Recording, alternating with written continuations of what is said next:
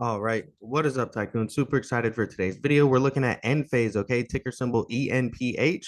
And then we're also going to take a look at CSIQ. All right. These are two solar stocks that have been absolutely murdering it, okay? On huge, phenomenal run-ups.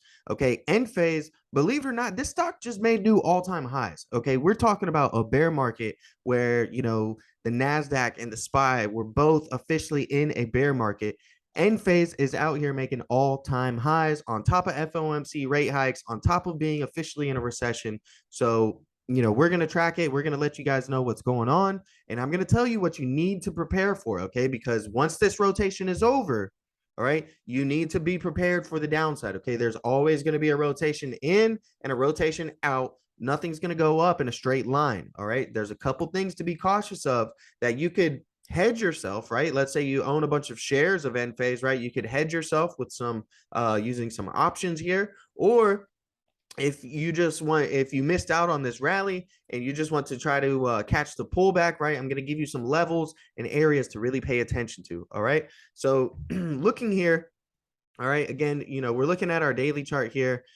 We hit highs recently of 287.38. Okay, that's right at our 261.8 level on our fibs, right around there. Really, really impressive to see such a strong breakout. Okay, now the first thing I want to highlight to you guys, okay, is going to be right here on our RSI. Okay, this stands for the Relative Strength Index. All right, it's something really easy that a lot of beginners can actually start to use to just help them understand the price at the current levels. Right, it stands for relative strength, and the way that most people use it, okay, is above 70. All right, you're gonna have a line here above 70. That's typically overbought, right? And below 30, okay, there's gonna be this line here. That's typically oversold, right? So it's not a guarantee. It's not something that's just telling you like, oh, hey, this stock is guaranteed to drop because it's overbought, right? But we can see that it has not lasted in overbought territory very long. Now, that doesn't mean that it can't continue to go higher. Okay. If we look at when it hit its peak here previously, when it was overbought at 80, all right, look at what the price was. It was at 240. It still went up and made highs of 280 after that. Okay. Even though the RSI fell. Now, what it did was it gave you some bearish divergence. Okay. And that's something that I cover in a lot of my videos. We have a high here, we have a lower high here. All right, let's chart up those same exact points on our chart. High here, higher high here. So as the RSI fell and the relative strength of the stock fell, while the price action and the price of the stock actually rose, right? We got that bearish divergence on the RSI, and look at the large drop after that. Okay, just huge drop. Okay, from 288 280 all the way down to 113. Okay, really, really big drop there. All right, what we're seeing right now currently is bearish divergence on a much larger time frame. Okay, so if we look from from this high to this high, you can see, all right, on the chart, you can see, I'll zoom in a little bit more for you so it's clearer, but we can all see here it's definitely going up. All right, it's making higher highs. But look at our RSI. Okay, the RSI is going down. All right. It went from 80, all right, down here to about 76. Now, you combine that, okay, a bearish divergence on the daily chart with the fact that we have two gaps down. Okay. We have a nice gap here and a nice gap here. All right. These gaps, they tend to fill in the stock market 90 to 95% of the time historically. So what that means is that at some point in the future, there's a 90 to 95% chance that Enphase is going to come back down to this 258 level, right? It's going to come back down to fill this gap. There's a 90 to 95% chance that in the future, Enphase is going to come back down to fill this gap at 220, right? You just have to take some context into it, right? There's a few questions, right? The main question is not if it's going to happen so much, because we know that historically it's about 90 to 95%. The main question is when, right? So when would that happen? Well, we know a gap down is not going to fill during a bull market cycle, right? So, as we're seeing this pumping, we're not expecting the next day for it to come back down. If we look, it gaps up again the very next day, right? So we're seeing just massive, massive strength from the buyers, but we're seeing on a longer trend that we have a little bit of some bearish divergence, right? We're seeing that we faced resistance up here at our 261.8 level on the fibs, is 288.5. We haven't been able to cross past that level yet. So that's a valid resistance level where we can look and see if we break past this, then we're still bullish. But if we're not able to come up here and break this level, right, we're going to be losing steam. Okay. Now, does that mean it's over? No, we have this nice 282 support level where we could, chop and consolidate just like this. Okay. There's a very strong possibility we could do that before we make a move higher or may make a move lower. All right. So what I'm going to be looking at is I'm going to see once we start trading below 282, are we going to stay below there and head back down towards these gaps? Okay. So, again, it has been super, super strong. All right. We have our bullish take profit up here at 288.5. If we hit that level, we can go ahead and take some profits or set a trailing stop loss or a stop loss on to get out of the play with profits in case things do get to pull back. Right. And above there, we have some bullish price targets of 328 and 357.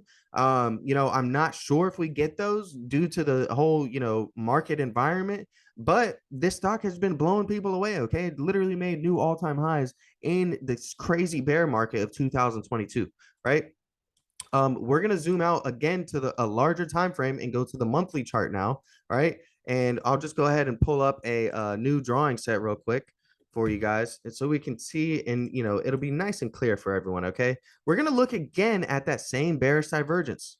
Look, high, higher high, higher high. Look at what our RSI has done. Our RSI has gone down. Okay, RSI is falling and heading lower. So the relative strength is decreasing on the monthly chart as the price is increasing. All right, again, it's not a guarantee that you're going to see a drop in the market or a drop in the stock, but it's an indicator that traders and people using technical analysis like to use to look at it. Okay, so you do have to be cautious of that. All right, let's look at each time those bearish divergences hit. Right, you see we had a low here, lower low here, a high here and a lower high here, and this is when we actually made our higher high. All right, shortly after that, we had a drop of 60%. Okay, I mean, that's a huge drop. That's a 60% drop. Very, very big. Okay, so there's a potential that we could have a big leg down coming on end phase due to the bearish divergence on the monthly chart. We saw the bearish divergence on the daily chart, and we also took a look at those gaps all the way down to 220 on end phase on the daily chart. Okay, so a drop down to 220, okay, would roughly be, okay, about, let's see here, about a 23% drop. Okay, so not trying to scare everyone and say that this thing is doomed to go down 60%, but I wouldn't be surprised if this dropped 20 to 25%, right? And I would know why. And if I'm watching this and analyzing it and staying up to date with it, I might be able to catch some of those profits on the way back and not be forced to chase into it on the way up as it's already exploded. Now, this candle is just super, super bullish. All right, this is actually the second most bullish candlestick you can have, on candlesticks charts, and it's the monthly close.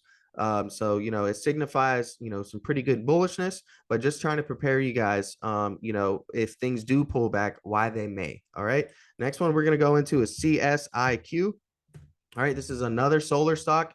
Again, solar has been just on fire as of recently, rotating really, really hard and nicely. And we're going to break down this chart. It's got some very clean and nice price action.